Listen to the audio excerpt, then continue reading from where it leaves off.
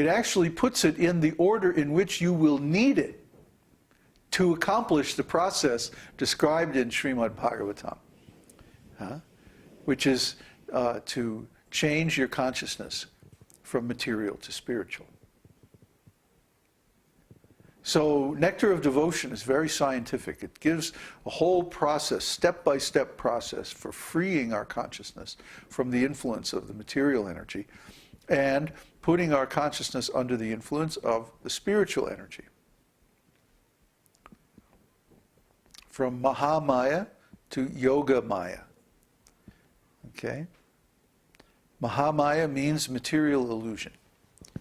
And Yoga Maya means spiritual illusion. We're always in illusion. Because our power of consciousness is tiny, it's atomic.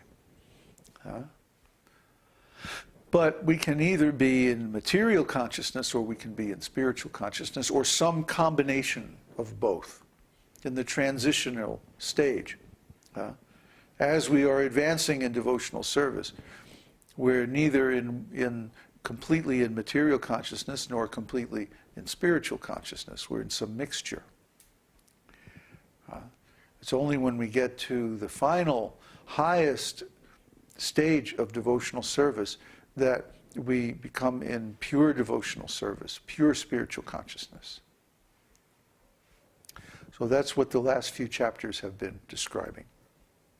Up until then, there's been a whole progression of different processes, different states, and different references from Śrīmad-Bhāgavatam. Please don't do that, it's very distracting.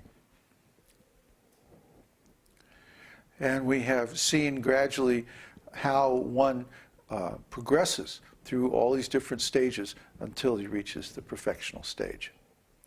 So the point, the big point here is that there is a perfectional stage, that there is a known, definite method for reaching the highest stage, and that one should progress through all these different stages until he actually gets there.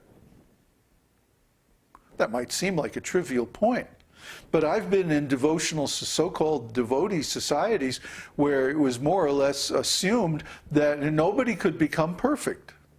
And that's not right. That's not correct. That's not the philosophy of Nectar of Devotion, and it's not the philosophy of Śrīmad-Bhāgavatam, and it's not the philosophy of Vedānta-sūtra.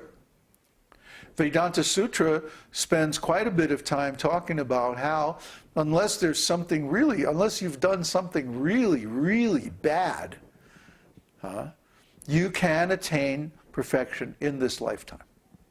The process is specifically designed for that.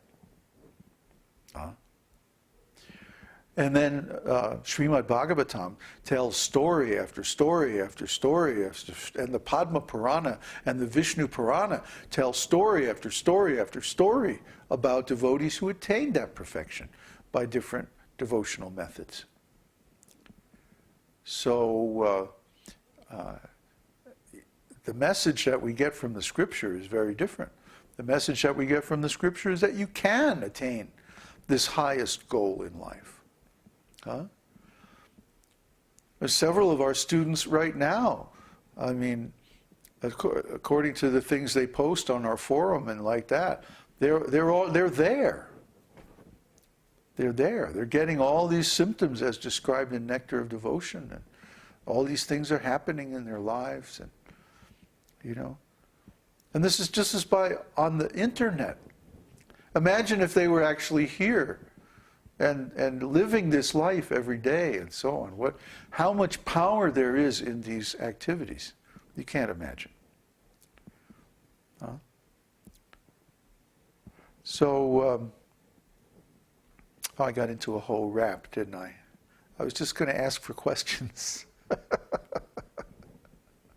But now really, post your questions about this process and about the whole first section, 19 chapters of Nectar of Devotion that we have covered in the last few months. Wow, it's been 3 months, hasn't it? We've been going over Nectar of Devotion. Yeah. Since we got here, remember, since before we got the house, I started doing those recordings, and we posted them, and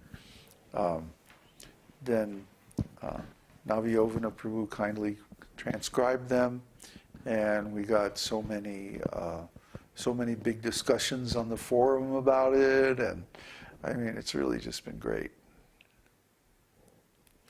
Okay, is there questions? Yes. A question from Amit. Is consciousness part of the soul or separate?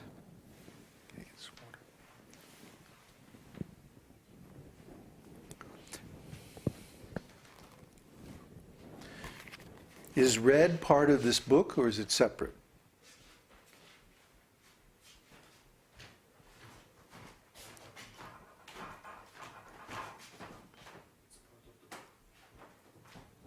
Shh. Don't give it away.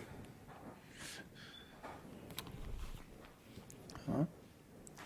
Is white part of this cloth, or is it separate? Thank you.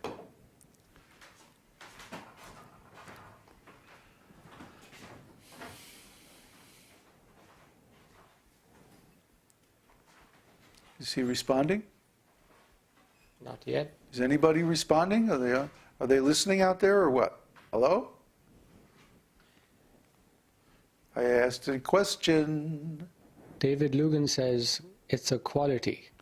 It's a quality. So it's part of, the quality is always part of the object. Huh? You can't separate them. That's the whole point. You cannot separate consciousness from the spirit soul. Consciousness is a quality of the spirit soul. Consciousness has no separate manifestation or existence from the spirit soul. When the spirit soul is present, consciousness is there. And when the spirit soul leaves the body, consciousness and all of its subsidiary qualities disappear at the same time. Consciousness is required for intelligence, perception, emotion, will, energy, desire, intention, initiative, personality, individuality, so many other qualities. And these are all qualities because they don't have any tangible manifestation.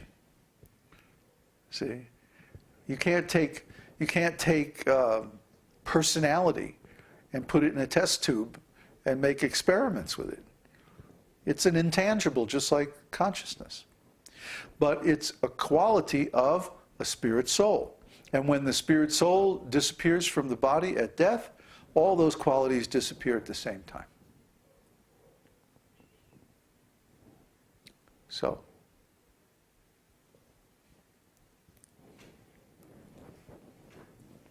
Question from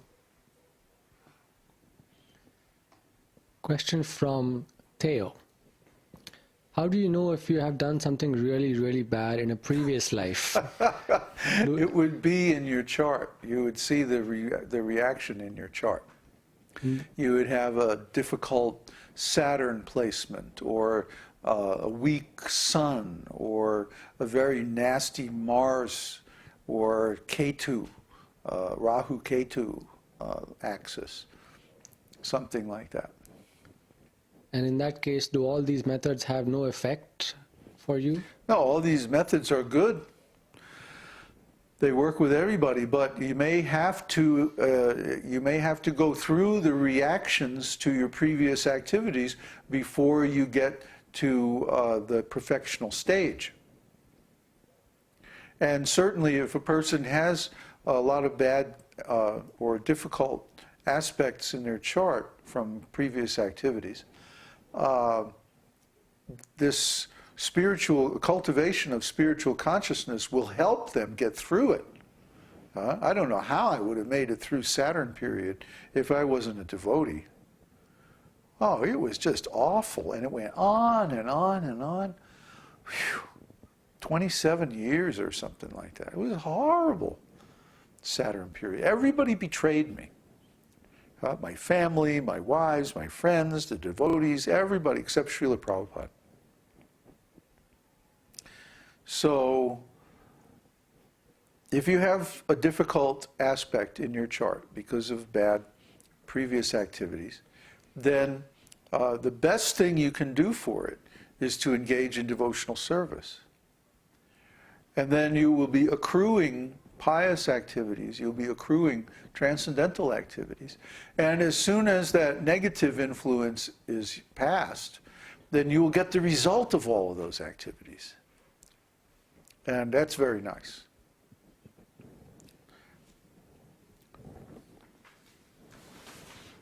Another question? Yes. Question from